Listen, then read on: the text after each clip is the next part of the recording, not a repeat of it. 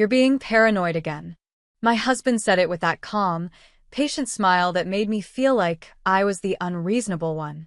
Across the kitchen table, my phone screen still showed the message Danielle had sent him 15 minutes earlier. Did you tell her yet? Ryan didn't even look at it. She's like a sister to me, Natalie, he said, pouring coffee like we were discussing the weather instead of my marriage. I nodded slowly, because arguing with Ryan had always ended the same way. I became emotional. He became logical. And somehow I ended up apologizing. My name is Natalie Foster, and that morning I realized something important. When someone keeps telling you you're crazy for noticing things, it usually means you're not. So instead of fighting, I did something Ryan never expected. I agreed. You're right, I said quietly. His shoulders relaxed immediately. The conversation was over in his mind. What he didn't know was that later that afternoon I sat across from a private investigator named Daniel Ortiz in a quiet office downtown. I slid Ryan's photo across the desk. I'm not looking for reassurance, I told him calmly. I'm looking for the truth. Daniel studied the picture for a moment. Then he nodded slowly. Just be ready, he said. Sometimes the truth is loud. Daniel Ortiz didn't promise drama. That was the first thing I respected about him. No hidden cameras in bedrooms, he said, leaning back in his chair. But people who are hiding something always repeat patterns.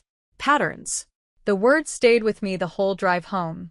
At home, Ryan greeted me with a quick kiss on the cheek and a distracted smile. Long day, he asked, loosening his tie. Busy, I said. He moved around the kitchen comfortably, opening the fridge, talking about office deadlines like nothing in our life was fractured. The smell of Danielle's floral perfume clung faintly to his jacket. I didn't mention it.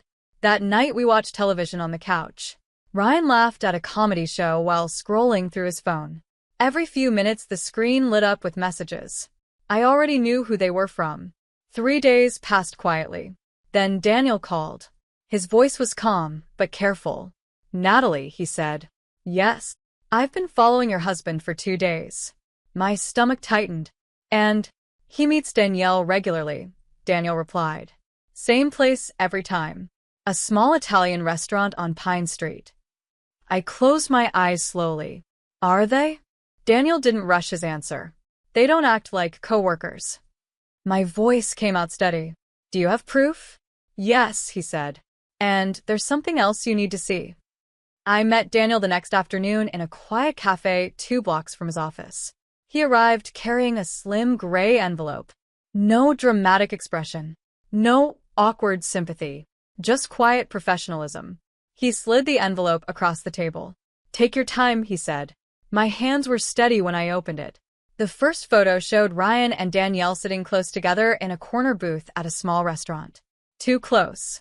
The second photo showed them leaving the building together. Ryan's hand resting casually on the small of her back. My chest tightened, but I kept looking. The third photo was worse. Ryan and Danielle standing outside an apartment building. Kissing. Not quick. Not accidental. Comfortable. Like it had happened many times before. I closed the envelope slowly. Around us the cafe continued like normal. People laughing, spoons clinking against mugs, while something inside my marriage quietly collapsed. How long? I asked. Daniel leaned back slightly. From what I can see, at least a few months. That hurt more than I expected. Because for months, Ryan had looked me in the eyes and called me paranoid. There's more, Daniel said gently. He pulled out his phone and turned the screen toward me. A short video began playing. Ryan and Danielle sat at the same restaurant table. Then Ryan leaned forward and kissed her again. Only this time I noticed something else. They were sitting under a large television screen. The same television hanging in the restaurant where Ryan planned his birthday dinner. I watched the video twice. Not because I needed confirmation. Because I needed to understand how comfortable Ryan looked. The man in that video didn't look guilty. He looked relaxed, happy. Like the life he shared with Danielle required no lies. I handed Daniel's phone back carefully. That restaurant, I said quietly. What's the name again? Vincenzo's, he replied. I nodded slowly. Ryan had already chosen the location for his birthday dinner. Vincenzo's, he had said casually a week earlier. Our favorite place. Our favorite place. Apparently, it was someone else's favorite too. Did you want copies of everything? Daniel asked. Yes. He handed me a small envelope with printed photos and a flash drive containing the video footage. Clear enough that no one can misunderstand, he said. I placed the envelope in my purse. For a moment, neither of us spoke. Then Daniel asked the question people always ask in situations like this. What are you planning to do? I thought about Ryan's birthday dinner, about the long table he had reserved, about the friends and family he had invited. Then I smiled slightly. Attend. Daniel studied my expression carefully. Are you sure that's a good idea? I stood up and picked up my purse. No, I said calmly, but it's the right one. Ryan's birthday dinner arrived quietly. All week he acted perfectly normal. He joked about getting older, asked if I'd ordered his favorite chocolate cake, even kissed my forehead before leaving for work every morning. Watching him felt strange, like observing someone who didn't realize the truth was already waiting for him. Saturday evening we drove to Vincenzo's together. Ryan reached over the center console and squeezed my hand. Thanks for planning tonight, he said warmly. I didn't want a big party this year. Just the people who matter. I nodded politely. When we entered the restaurant, the long table was already full. Friends laughed, glasses clinked, the room buzzed with birthday chatter. And sitting halfway down the table was Danielle. She smiled when she saw me. Polite, careful, like we were both pretending to play the same normal evening. I smiled back. Dinner moved along easily. Pasta arrived, wine poured, stories were shared. Ryan looked happy. Halfway through dessert he stood and tapped his glass with a spoon. Everyone, he said, raising his wine glass. Thank you for coming tonight. Guests quieted. Ryan glanced toward me and smiled. And of course, I couldn't do life without my incredible wife. Several people clapped softly. That was my cue. I reached into my purse. Ryan continued smiling as he spoke. To another year with the people I love most, he said, lifting his glass slightly.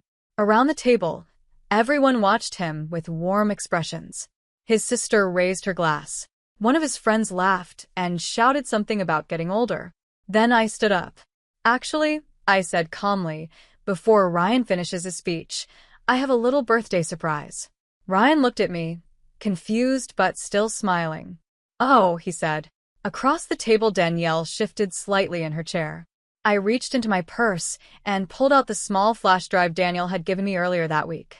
The restaurant manager stood near the bar, exactly where I'd spoken to him earlier. I held up the drive. Would you mind playing that video on the screen? I asked. Above the dining room hung a large television normally used for sports broadcasts. The manager hesitated for half a second. Ryan's smile faded. Natalie, he said quietly, what are you doing? I met his eyes calmly, showing everyone the truth. The manager inserted the drive. The screen flickered. For a second it was black. Then the video appeared. Ryan and Danielle sitting together in the same restaurant, leaning across the table, kissing. The room fell silent. The silence spread across the restaurant like a shockwave. For a few seconds no one spoke. Then someone gasped. On the screen above us, Ryan leaned across the table and kissed Danielle again. The same booth, the same restaurant, the same room we were sitting in right now. A fork clattered onto a plate. Ryan stood up, so quickly his chair tipped backward. Turn that off, he snapped. But the video kept playing. Danielle's face had gone completely white. Ryan turned toward me, panic breaking through his voice. Natalie, this isn't what you think. That sentence almost made me laugh. What do I think it is? I asked calmly. Around us, guests stared openly now. His friends looked stunned.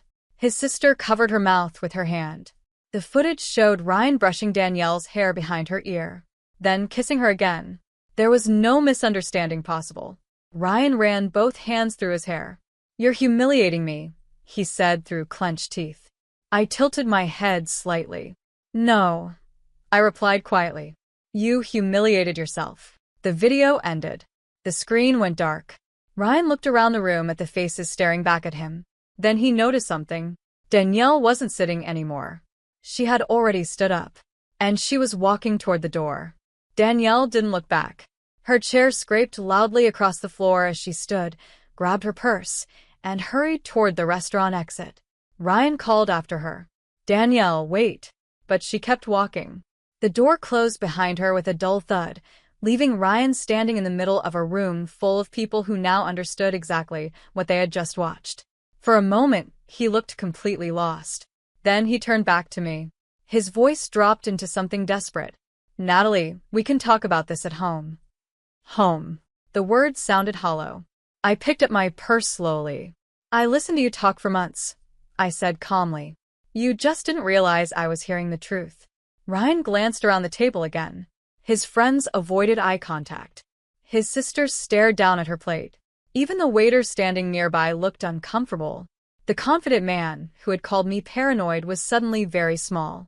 "You didn't have to do this in public," he muttered. I paused beside the table. "Yes," I said quietly. "I did." Then I walked toward the exit Danielle had taken moments earlier. Behind me, Ryan was still standing there. For the first time in a long time, he had nothing left to say. And for the first time in my life, I finally felt calm.